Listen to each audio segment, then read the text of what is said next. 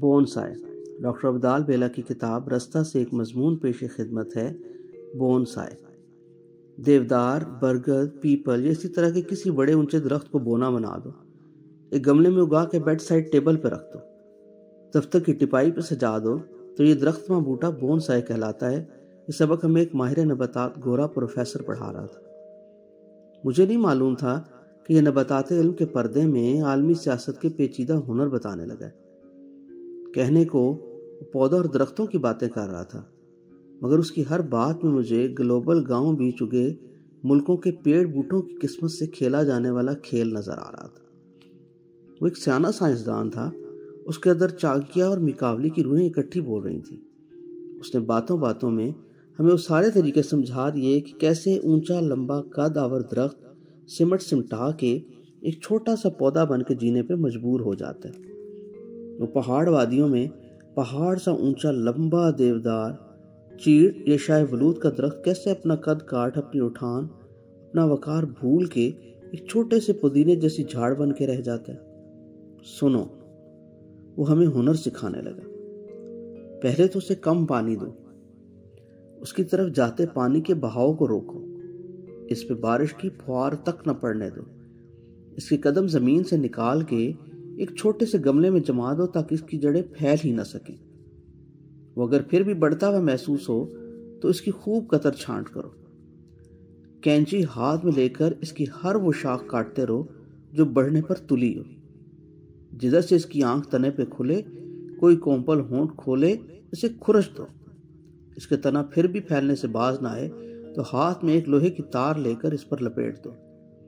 جیسے دولے شاہ کے چوہے بنانے والے معصوم بچوں کے سروں پہ لوہے کے پیالے چڑھا دیتے ہیں، وہ کرو۔ بس اتنا دھیان رکھنا، وہ ہمیں کوئی اہم بات بتانے کے لیے رکا، پھر اپنی ایک انگلی اوپر اٹھا کے کچھ دیر چپ رہا اور پھر ٹھہر ٹھہر کے اپنی کہی بات کے ہر لفظ پہ زور دیتے ہوئے بولا، ایک دھیان رکھنا، اسے نہ مرنے دینا نہ جینے دینا، کبھی کبھار اسے پانی کی چند بوندوں کی خیرات ضرور دے دینا، ہفتے میں ایک آدھ بار اسے دھوپ بھی لگوا دینا، کھاد اسے نہ ڈالنا، گوڈی بھی نہ کرنا، مگر جب دیکھو کہ پودا مرنے لگا ہے تو اس کا خیال کر لینا۔ اتنا یاد رکھنا کہ اس کی کوئی ٹہنی اپنی مرضی سے نکل کے بڑھنے نہ پائے، کسی ٹہنی کو رہنے دینا ہو تو اسے بھی تار کے بل دے دینا۔ وہ پیڑ جس کے بیج میں پہاڑ سے اونچا ہونے کا وعدہ لکھا گیا تھا، وہ وعدہ بیج کے اندر سے مٹا دینا۔ پھر دھیرے دھیرے تم دیکھو گے کچھ سالوں کی تمہاری محنت سے وہ پیڑ جسے پہاڑ سے اونچا ہونا تھا، ایک چھوٹا سا پودا بن کے رہ گیا۔ اس کی جوانی، اس کا بڑھاپا تمہارے گملے میں ٹھٹھر کے تمہارے قدموں میں سسک تک گزر جائے گا۔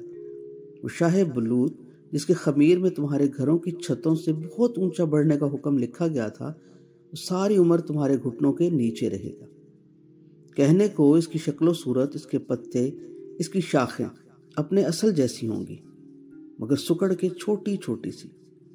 اگر آم کا پیڑ ہو تو جوانی میں اس کی شاخوں پہ تمہارے گملے میں رہتے ہوئے بھی آم لگیں گے، مگر لیمو سے بھی چھوٹے۔ تو شاہ بلوط کے پیڑ کو پودینے جیسا بوٹا بنانے کا ہنر بتاتا رہا اور مجھے سال ہر سال سے اپنی قوم کی بنی ہوئی چٹنی کا سارا راز مل گیا۔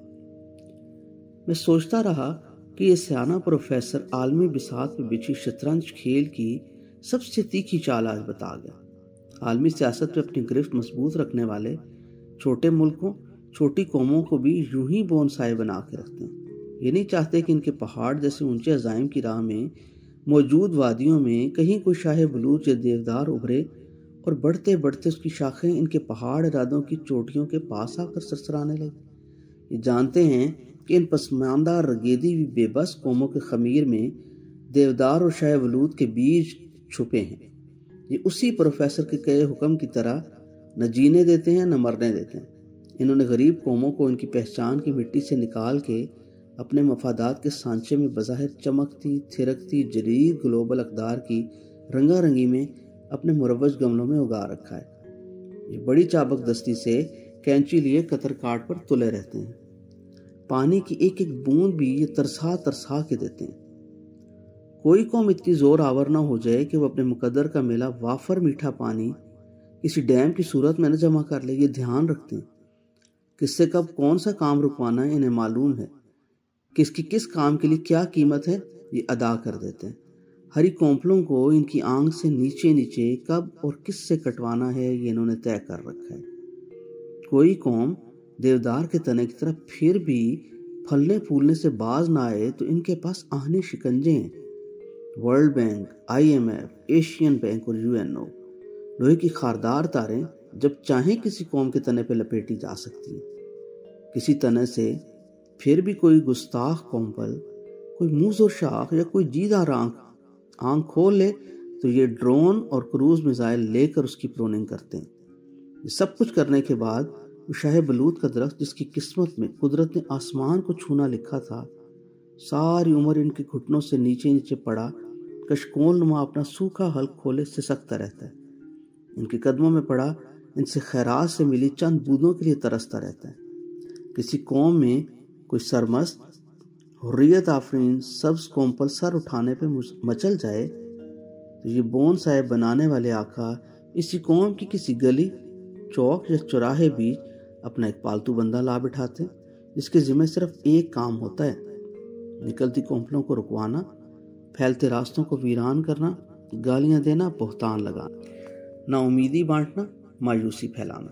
وہ ہاتھ میں چھتر لیے اپنی ہی قوم کی ہم وقت سرکوبی پہ تلا رہتا ہے اور انہیں یقین دلاتا رہتا ہے کہ وہ ایک گھٹیا رگیدی ہوئی بدبودار قوم ہے۔